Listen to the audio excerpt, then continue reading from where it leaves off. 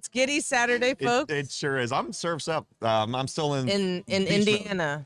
Yes. Yeah, but we had a lot of fun yesterday, or at least I did, diving into some water cars. You did. That seems like a lot of fun. We have to get a water car. We always say we're going to get or we're going to build things, but we haven't yet. And, I'm just going to hold going into 2026. We've got to actually do what we say we're going to do. Well, we say a lot, though. We say a lot, and I think we can do a lot, Matt. We What, sure are you can. busy? Yeah, no, tons of time. Thanks for joining us here for day 3 of Mecum's Fall Special here in Indianapolis, and also day 3 of the morning show. We've had lots of Episode craziness. 65. Episode 65. And in case you're wondering what in the world we're talking about, yesterday we profiled some of the amphi cars and a boat that were crossing the block. And Brian, we have an action-packed show today covering all kinds of even crazier things. Yep. Yeah, absolutely, we do. You know what I want to know, like that's off topic but on topic, is we've been around 65 episodes. I want to know if any of you have been around since the beginning. Leave us a comment. Let us know. Who's the OG fans? Yeah, except for our parents and maybe I don't have a significant other. You do, but there's got to be a number one fan out there that's not related to us. We would like to know, and maybe what your favorite episode was. Yeah. I agree. Let us know in the comments. I mean, and celebrate that going into the new year because, we have Kissimmee in January and we could do a whole, show one of the days about like people's favorite moments of the morning show. I know I have some favorite moments, but they might not be Matt's. Probably not. Yeah. But I will say, Brian, we started this thing a year and a half ago here in Indianapolis. I know we celebrate our 1-year anniversary, and we also celebrate 50 episodes. Man, it seems like a long time ago. And it's nice to be back here in Indiana where this whole thing started. And we really are working hard to make this show be the best that it can be. We put a lot into it. We really want to kind of pull back the curtain on what happens at Mecum auctions and give kind of fans and viewers an insider look. So if there's something that you want to see, as always, let us know. This show is ever changing and we've got lots of ideas and we want to hear from you as well. And Alyssa loves going out on last minute content shoots for us when Matt comes up with these crazy ideas or when someone sends in something. So keep sending them. But let us know when you started tuning in. We'd like to see how you guys have progressed with us at the morning show. Yeah, it'd be great. All right, well, we've got a busy day here, Saturday, day 3. We've got 53 pieces of road art crossing the auction block here at the Indy Fall Special, and we've got 237 great collector vehicles, and that includes 3 collections. All of that is happening here today, so make plans if you're within driving distance or not. Jump on a plane. Come join us. It's a perfect day to spend a Saturday, right? Like it's still kind of hot outside. Like come in and enjoy the nice air conditioning, check out cool cars, come bug Matt and Alyssa at the morning set. Some of our great sponsors are here. It's just a really nice day to spend a Saturday afternoon. It is.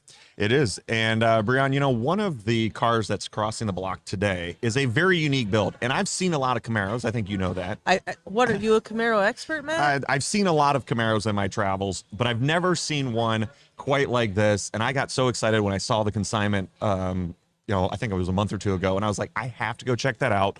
So Alyssa and I did. And here's the story. The 1969 Camaro is arguably one of the coolest, most popular muscle cars from the 1960s. It had performance, style, and image. But if there was one thing it lacked, it was utility. That is, until now. Enter the El Camaro.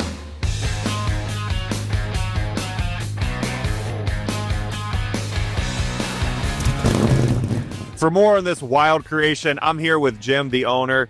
Jim, I am curious, how did this project come about? I was in Pigeon Forge, Tennessee, and I seen the car at the rod run down there. It was just a rough idea. I purchased the car, brought it back to Ohio, completely grenaded it, modified the whole front and back of the car, painted it garnet red 69 Camaro color, and then it came back to me and I did the final assembly with the interior and everything else in the car. Has a project like this ever been undertaken before? Chip Foose did a 67 and the tailgate didn't open and close. This one opens and closes. Come here, check this out. We incorporated a complete retro rear fit for the 69 Camaro onto this car. We used the 69 Camaro bumper, shortened it so it could fit inside the cavity right here. So when we open the tailgate up, the bumper goes inside the cavity. Really slick. How did you go about incorporating those iconic 69 Camaro looks onto the 78 El Camino? Well, we grafted a bunch of 69 factory brand new parts onto it, No real 69 Camaro was hurt in the building of this. And then the whole interior, it had a bench seat, automatic on the column. We took that all out, took the gauges all out, the radio, put 69 Camaro seats in it, a 69 console and gauges, and everything was custom put back inside of it. When it comes to powertrain, you definitely didn't keep it 69 Camaro. You brought up to the more modern age. What is it and what work has been done to it? It's a LSA supercharged engine with about 580 horse, 17-inch rims, SS rims with the red line tires. We wanted to give it that Camaro look still, the 69 Camaro look. The paint is garnet red 69, the hockey stripe 69. We just wanted it to look like something General Motors made. When did the project get completed? And now that it's done, is it pretty close to your vision? Yeah, it was pretty much my brainchild. Exactly. When I first seen it in Pigeon Forge, I knew what I wanted to do to it. And now it's exactly where I want it. It took us about 2 years from start to finish because you had to wait on parts, sometimes 6 months. But the car is done and I'm very pleased with the outcome. Thanks, Jim. It's a truly incredible build. Yeah, it's my pleasure. My pleasure. Half car, half truck, and all Camaro spirit. The El Camaro is one hot hauler.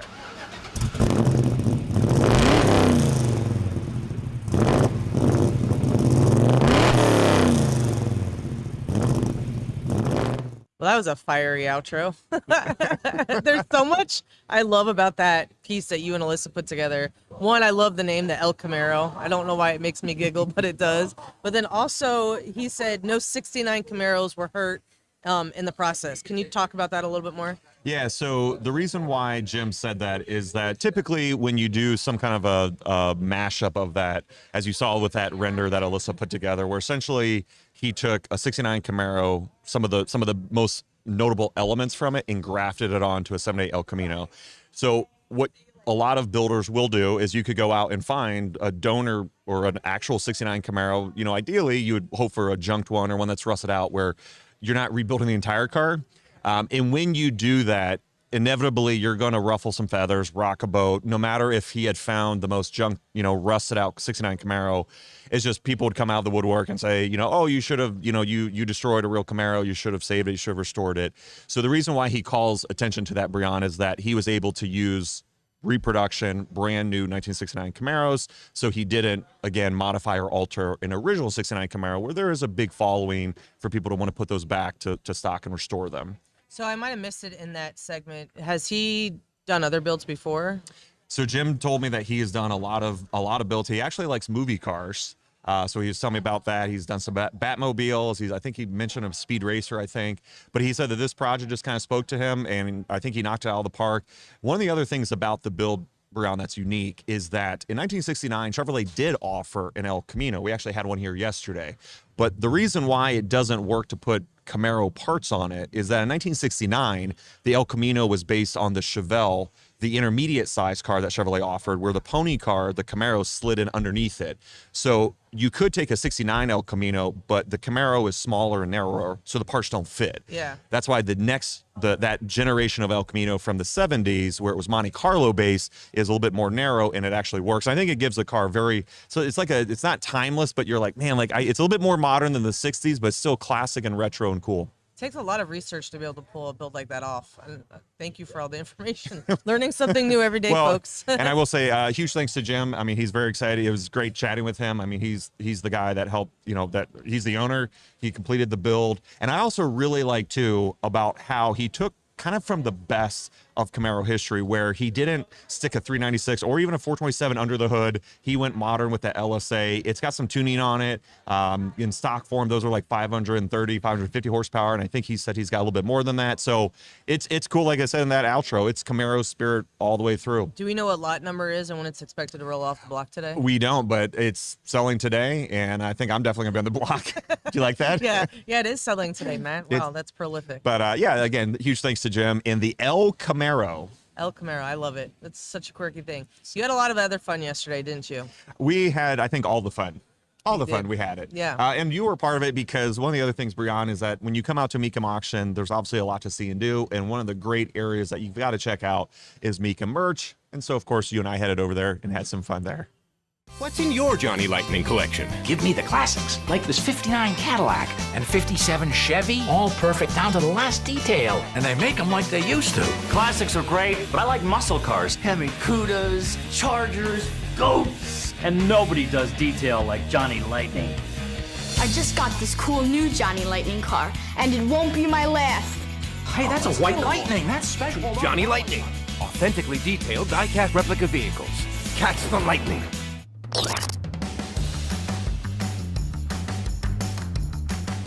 It's not just full-size vehicles at Mecum auctions that get collectors excited. In the Mecum shop, there's some more unique finds.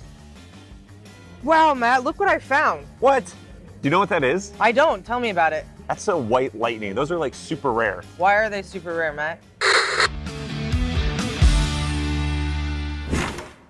Now, Johnny Lightning got their start in 1969 with one very clear goal. They wanted to make cars as fast as lightning. With hoods and doors that open, a mirror finish, and high-speed track sets, Johnny Lightning captured the imagination of car lovers of all ages.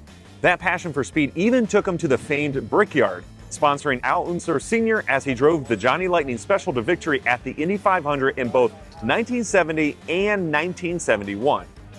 Today, Johnny Lightning lives on, and the most passionate of collectors keep coming back for one thing: the chase cars like this White Lightning. Typically, this is what you would find, and that car is modeled after a real car that we saw here at a previous auction. That's what makes the White Lightning stand out. Okay. Now, Bree, this particular car is unique because it's less than 2% of the production run. And they feature, as you can see, a white body, a white interior, white chassis, white wheels, and white tires, all making for a very unique look. All right, now that I found you that car, it's time to go shopping for me. Okay, Matt. They just came out with another motorcycle shirt. They call it the Motorcycle Grunge shirt. Perfect for Las Vegas motorcycles. Hell yeah, it is. Make sure you stop by the Mecum shop at your next Mecum auction. And of course, you can shop anytime at mecumshop.com.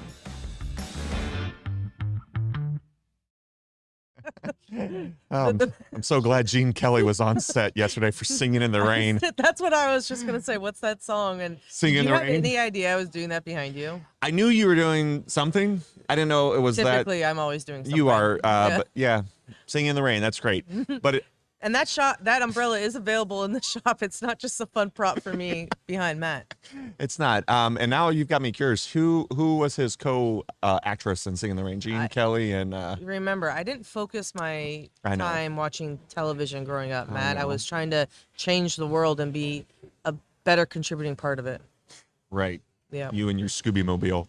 At any rate, so that is pretty interesting. I will say that we do have a lot of neat pieces in the Mecum shop. And just like with full-size vehicles, Brian, it's kind of interesting how there's kind of levels of collecting where we have a lot of people that come out to purchase those 164. And of course, if you want something a little bit more unique, you got the White Lightning. And speaking, I think we're As a matter of fact, what? So I will say, so that might be a new segment. Alyssa went ahead and she cut kind of a whole intro, just maybe as a way for Matt to drop some knowledge or some facts. So let us know in the comments. Do you want to see more matter of facts about Camaros, about Johnny Lightnings, motorcycles, umbrellas? Oh, you're going to drop facts on motorcycles? Absolutely. I cannot wait.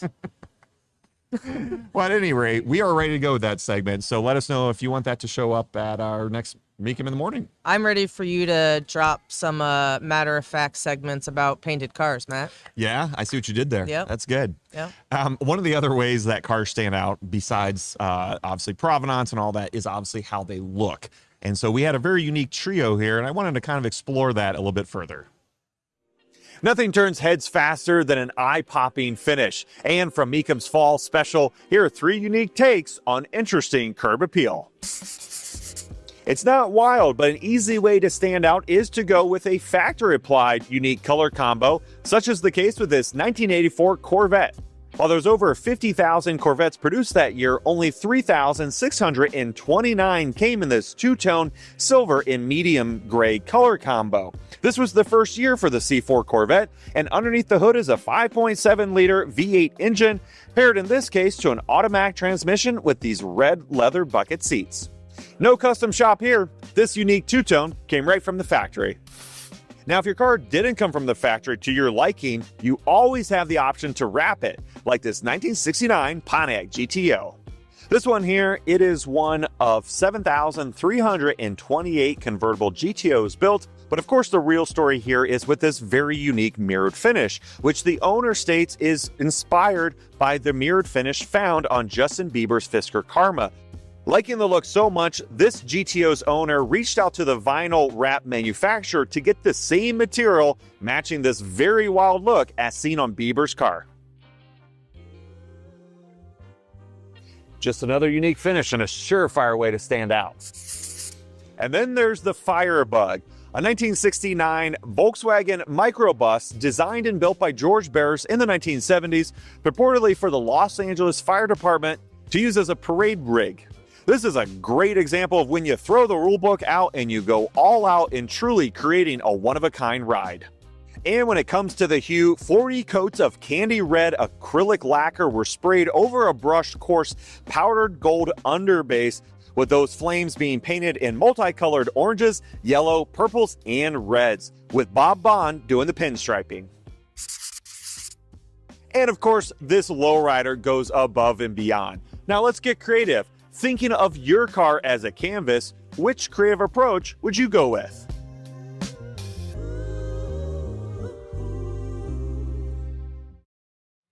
I got lots of thoughts, and I'd do the Firebug. You would do the Firebug. Heck yeah. Which is actually behind us here in the staging lanes. That's getting right across the block. It is. That thing is something else. Not only is the paint all crazy, but it's you actually can kind of see it behind me. It's out of focus, but the seat on the back and it's all fur. It's just the thing. And you know, like, I like to stand out in a crowd, and I really feel like driving through downtown Pewaukee, Wisconsin, and that would definitely get some heads turning. It would. You know, also get heads turning is a mirrored GTO. And I did see. Did Justin Bieber pop up in that segment? He did. He made a cameo, or at least a picture of him did, because I'd kind of forgotten this fact of pop culture history. Is that I think it was in 2012. I think someone, his producer or friend, gifted Justin Bieber a Fisker Karma, but had it vinyl wrapped with that mirrored finish. And according to the internet, when I was researching yesterday, I guess Justin Bieber got a ticket or a citation for it was like flash brilliance or something. For like blinding oncoming traffic. It was like flash blinding. I didn't know that's, if you're in law enforcement, let us know if that's a real thing. I assume it is. Again, I kind of skimmed some of the highlights of the internet from 12 years ago. But that's what made a scene. But that's what inspired that GTO owner. He said, hey, like, I want this really unique finish. I think he tried for a couple years to achieve that with paint. And then when he saw Justin Bieber's Fisker Karma, he's like, dude, I'm going to vinyl wrap it with that mirrored finish. And he also accordingly reached out to that vinyl maker to get the same material that's on Bieber's Fisker. That thing was wild, but it was just wild just seeing Justin pop up on our screen. You know, something that's really cool is that a lot of people don't know this, is that you can take a car and maybe you don't like the color, so you buy a car and it's black and you want to change it to polka dots, or you want to add some stripes or some elements to it. Vinyl wrap is a really cost-effective, easy thing to do. And then when you're ready to resell it, you could just peel off that vinyl wrap instead of having to paint it back and not, whatever. You can always keep the original paint, which usually collectors and buyers tend to want, is like the original, right? So when you're looking at, amassing a collection, sometimes you don't want the custom colors. You want to keep it as close to factory as possible. So that's another option, is like, while you're driving and riding it, just hit up your local wrap company, let them come out and install like a really cool paint job for yourself. And then when you're ready to sell it, peel it off. Yeah, a lot of people, I think, assume that vinyl wrapping is only for commercial applications, right? For your plumbing vehicle or whatever. But you're absolutely right, Brianna, is that, the wrap phenomenon, I think now has been around for at least 15 years, maybe longer. It really does allow an infinite possibility of customizations. And like you said, you can find a local detailing shop. They can change the color. They can do all kinds of crazy things. And that might be a good on the move segment, is to go check out a wrap shop and see it in progress. Oh, we can definitely do it. When I was with my former company and Alyssa was there helping us, is like during the design phases, is we worked with a wrap company and they were designing it to be the most wrappable vehicle on the planet. But we were taking courses. So we had 360 wraps come out weeks on end, and I'm not even joking, crash course testing and how to wrap vehicles. And it is, I would say, defer to the experts. I had a lot of bubbling in all of my wrap classes, but it really does change a vehicle. You don't have to spend a lot to change something, and then you can, if you want, a couple months later, go and change it out to a different wrap color instead of having to repaint and sand down and do all those things. It's actually it's a great way to make the vehicle truly your own. Yeah. Yeah. All right. Well, as we wrap up, Brian, let's talk about something. When you come out and you register to be a gold bidder, let's talk about gold bidding. What is a gold bidder? What is a gold bidder? Is this a matter of fact? It is, Matt. So one of our top tier packages that we offer to for people who want to come out and bid is we have a gold package.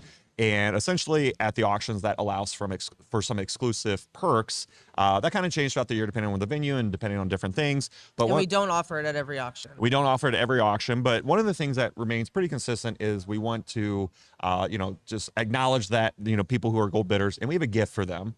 And so if you see that, if you've never been to a Mecum auction and you're registering, you're like, oh, hey, I got a gift. So come by the service station, and that's where you can talk to our. Yeah, I think they scan your card or they put your number in the system, and you're able to choose a gift to take home with you. And that it doesn't matter. So if every auction you come, you're a gold bidder, that means every auction you're able to choose that gift. It's not just one and done. So it's per auction that you register as a gold bidder. But there's other perks as well, like the gold bidder lounge. You can go in there and get snacks and drinks throughout the day. You get preferred seating on the auction block floor. So it is quite, a nice thing to be able to, have front row seating, especially for all the action, bring home a really cool gift with, Mecum branding on it. Yeah. Yeah. And we just wanted to call attention to that just because, again, I think some of those details, sometimes you might forget about them. And so we just wanted to call attention to that. And it was fun, too, yesterday while we were shooting those gifts and I got to show my putting skills. I actually heard, hold your comments about my golf game. I actually heard. How'd you know that was coming? I could tell. I had a sense. Man. I know. We do need to have a Mecum putt course, by the way. Fun fact. That'd be. You want to do something with sports ball? Is that sports ball? I think it's kind of fringe because it's like fun sports ball. Okay. But at any rate, when we were shooting that yesterday, just showcasing those gifts, I heard several people come up and, they were talking with some of our service station staff saying, hey, I'm a gold bidder. I'm here for my gift. So, that's what you got to do. Just come up to the service station and claim your gift. Yeah, ask one of the ladies up there and they'll get you handled. Absolutely. So, all right. Well, thanks for joining us here for 3 crazy days in Indianapolis for the fall special. A whole lot is in store today. TV coverage kicks off today. Great TV commentary, great coverage, all of that on ESPN Plus, and of course the live stream on Mecum's YouTube channel. And when will our fans see us next, Matt? They will see us for the morning show next in Dallas, Fort Worth. Halloween weekend. Oh, that's fun. We're gonna have to have. We're gonna have fun. to play. I'm gonna dress up as Matt. Are ya? Nice. I'm going to dress up as Katniss. So I'm going to wear blue. Yeah, okay. I'm going to dress up as Katniss and have a half pony and a bow and arrow. So I don't know. Who knows? But there's a whole lot more in store. Thanks for joining us, and we will see you down the road in Fort Worth.